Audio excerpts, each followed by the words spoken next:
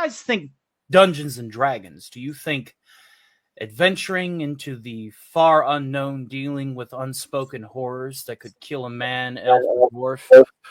Or I think BDSM. Or yeah, you think BDSM or...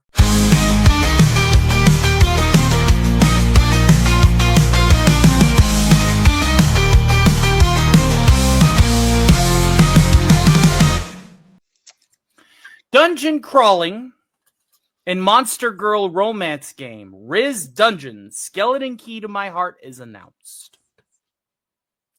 Turnip Boy developer Snoozy Kazoo has announced RIZZED Dungeons Skeleton Key to My Heart, a new dungeon crawling game where you can't attack, but you can romance monster girls who do. RIZZED Dungeons Skeleton Key to My Heart is in development for Windows PC via Steam.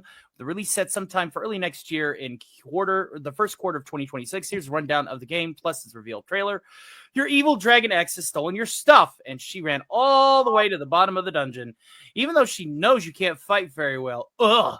Well, not to worry. You've got actually basically no skills in your repertoire. What's a hopeless adventurer to do?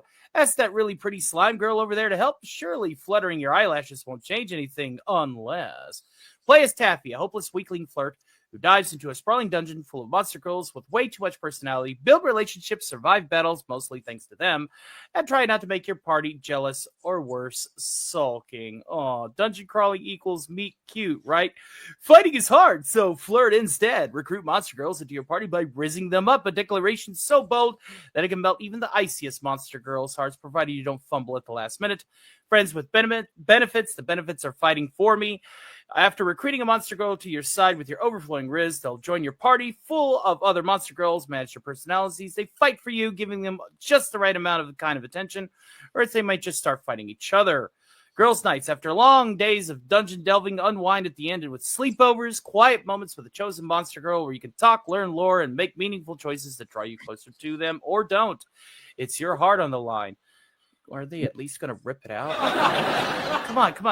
This is supposed to be Dungeons and Dragons. I want to see people get bisected with an axe. Trinkets, flask, and fish sticks. Collect trinkets to help manage your monster girls. Grab mysterious flasks for buffs. Trade fish sticks for the mysterious bartender to gain more knowledge about monster girls you encounter. Over a dozen risible monster girls. Over a dozen. Is it a baker's dozen? Relationship-driven turn-based combat. That's a mouthful. 5 unique dungeons to crawl. 4 distinct monster girl personalities with dynamic interactions. Sleepover nights to raise affection. 1 unfortunately hot, unfortunately super strong Dragon X girlfriend. Ladies and gentlemen, what the I agree. Let's discuss. Digny, what do you got? Folks, first of all, I'm lost for words. Second of all, right, putting all my words together, I know it has very little to do with Dungeons and Dragons, but I literally can only describe this as Dungeons and Dragons gets rizzed as Snoozy Kazoo. What a name for a game dev, by the way. Gets the key to the heart. I mean, this is a very interesting concept for a game, but it's from my perspective, it's very weird because you have to essentially charm women to fight for you. What is this? Is this in the Amazonia universe or something? I honestly don't know. It just seems to be another game that's catering towards fellas that is conditioning them to be, housewives. You're onto something, Tony. I mean, I wanted to go last. One of those weird games that, and I get it. I'm not going to kink shame anybody. If you like monsters, in that way, you do you. You go out there and you live your best life, okay? All right? But at the end of the day, man, there's going to be the scant few that don't want to have to deal with this. And I say scant few because the world is quickly changing. And some mostly for, the worse. But I grew up chucking dice, talking about, you know, destroying monsters and you know, getting to fights with fellow adventurers. No, I want that sword. I did the most work. Telling the mage not to cast fireball in a small hallway, you know, and the wizard's just like, screw you guy. It's just,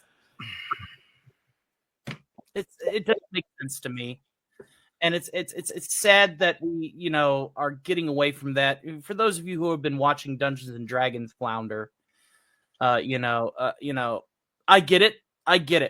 There's some people out there that are disabled. I get that.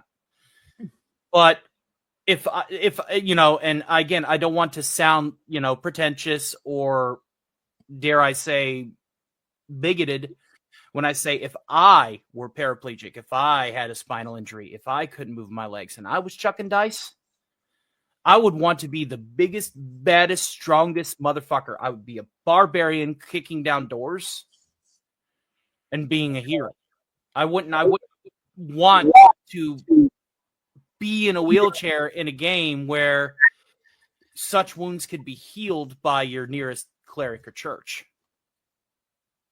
You know, you think that the power fantasy would come more naturally if you're disabled or if you're physically impaired, right? You think, okay, well, this is my opportunity to turn off reality for just a few minutes and go, you know what?